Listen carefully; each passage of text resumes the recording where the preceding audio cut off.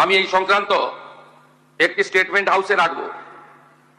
প্রথমত, মাননীয় হুমায়ুন কবির যে বক্তব্য রেখেছেন, এই বক্তব্য আপনাদের কাছে আমি পড়ে শোনাচ্ছি।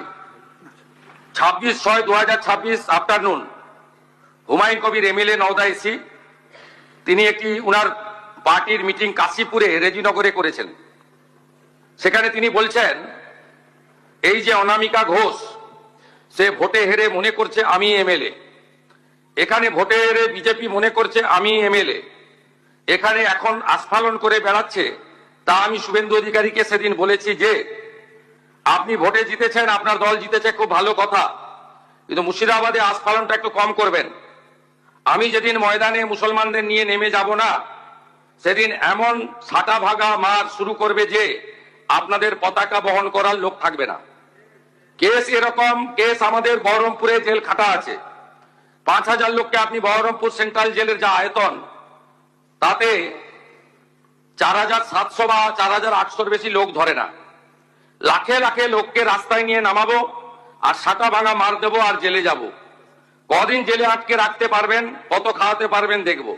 লিমিট যেদিন ক্রস হয়ে যায় না, মাথাটা যেদিন গরম হয়ে যায়, সেদিন আমি এসপি বুঝবো না, চিফ মিনিস্টারে বুঝবো না, আর কে কোথায় থাকলো আর কে কোথায় থাকলো না ওসব বুঝবো না। আমি নিজেই নেতৃত্ব দিয়ে দাঁড়াবো। এটা একটা ইনসিডেন্ট 1। ইনসিডেন্ট 2, শক্তিপুরে দুয়ারা ঘাটে 8 তারিখে, সেখানে উনি বলছেন ভোটের আগের দিন আমার নিজের ভাইপোকে অ্যারেস্ট করেছে এই ওসি। এই আমি তো ভাষা বলতে পারবো না, এই বাচ্চাকে আগে দেখব, তারপরে ভাষাটা আমি অমিট করছি। এই বাচ্চাকে এমন শিক্ষা দেব, এর বাবা 14 গোষ্ঠীর নাম ভুলিয়ে দেব। এ লালগোলাতে 500 মুসলমানের লাইফ শেষ করে দিয়ে এসেছে। সত্যভাবে বলবো, এই ওসিকে এখান থেকে সরানো শুধু না, একেবারে অকেজো পোস্টিং দিতে হবে। যদি না দেয় 10,000 লোক নিয়ে থানা ঘিরে একে কলা ধরে থানা থেকে বার করব, পারলে আমাকে রুখে নেবেন। এই দুটো ইনসিডেন্টের পরে আমার মনে হয়েছে যে এনাফি জানাব, সময় এসেছে এই ধরনের লোককে সবক শেখানোর। আপনাকে আমি পরিষ্কার বলছি, মমতা ব্যানার্জি মুখ্যমন্ত্রী নন।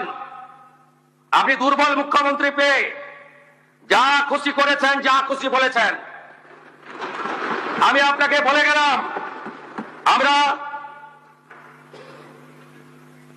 দুটো এফআইআর স্টার্ট করেছি। Rejinagar PS case number 219/226, dated 26/6/2026, under section 100